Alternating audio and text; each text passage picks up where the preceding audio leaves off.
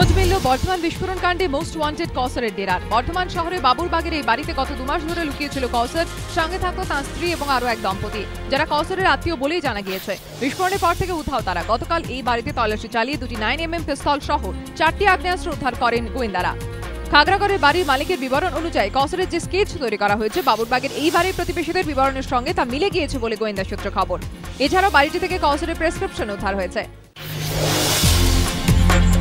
ক্রমেই শক্তি সঞ্চয় করছে ঘূর্ণিঝড় হুদহুদ। আন্দামান উপকূল অতিক্রম করে এগোচ্ছে ভারতের দিকে। তবে আবহাওয়াবিদরা জানিয়েছেন প্রত্যক্ষভাবে এই রাজ্যে ঝড়ের প্রভাব পড়বে না। আবহাওয়া দপ্তরের পূর্বাভাস, রবিবার দুপুরে বিশাখাপত্তনম এবং গোপালপুরের মাঝখানে স্থলভূমিতে আছড়ে পড়তে পারে হুদহুদ। ঝড়ের প্রত্যক্ষ প্রভাব না পড়লেও শনি ও রবিবার ঝোড়ো হাওয়া বইবে 2 মেদিনীপুর, পুরুলিয়া, দক্ষিণ 24 পরগনায়। গত বছর 12 অক্টোবর ঘন্টায় প্রায় 200 কিলোমিটার গতিতে ওড়িশায় আছড়ে পড়েছিল ঘূর্ণিঝড় পিলিন। তার ঠিক 1 বছরের মাথায় ফের দুর্যোগের আশঙ্কা। উপকূলবর্তী এলাকায় জারি করা হয়েছে সতর্কতা। সমুদ্রে যেতে নিষেধ করা হয়েছে মৎস্যজীবীদের। যারা ইতিমধ্যে মাছ ধরতে সমুদ্রে গিয়েছেন তাদের শুক্রবারের মধ্যে ফিরে আসতে বলা হয়েছে। সিবিআই নোটিশ পেয়ে সিজিও কমপ্লেক্সে গিয়ে নথি জমা দিলেন তৃণমূল ঘনিষ্ঠ চিত্রশিল্পী শোভা প্রসন্নর প্রতিনিধি। সারদা কেলেঙ্কারিতে বৃহত্তর ষড়যন্ত্রের উৎস সন্ধানে শোভা প্রসন্নকে নোটিশ পাঠিয়েছে সিবিআই।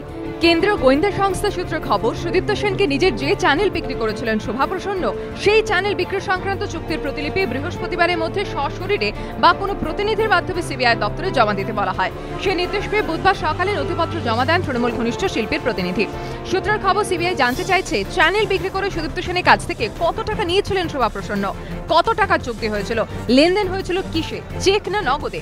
পাশাপাশি গোয়েন্দারা খতিয়ে দেখতে চান শোভা প্রসন্ন সংস্থা দেবকৃপা ব্যাপার প্রাইভেট লিমিটেডের 3 বছরের হিসেব।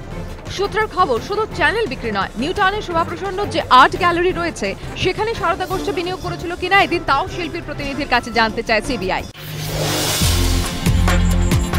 ক্রিকেটে দুনিয়াজোড়া নজির গড়ার জন্য 2010 সালে ভারতীয় বায়ুসেনা তরফে সাম্মানিক গ্রুপ ক্যাপ্টেন উপাধি দেওয়া হয় সচিন তেন্ডুলকরকে।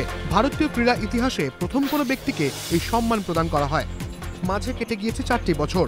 গত বছর নভেম্বর অবধি তিনি ব্যস্ত ছিলেন 22 গজে। সেই সময় দেখা যায়নি বায়ুসেনার কোনো অনুষ্ঠানে। নভেম্বরে ক্রিকেট থেকে অবসর নেওয়ার পর এই প্রথম বায়ুসেনার অনুষ্ঠানে সচিন। বায়ুসেনা দিবসের অনুষ্ঠানে সস্ত্রীক হাজির। উত্তরপ্রদেশের হিন্ডনে গ্রুপ ক্যাপ্টেন সচিন উপভোগ করলেন অনুষ্ঠান। বায়ুসেনার পোশাকে সচিনকে দেখতে অনুষ্ঠানে ভক্তদের ভিড় ছিল চোখে পড়ার মতো।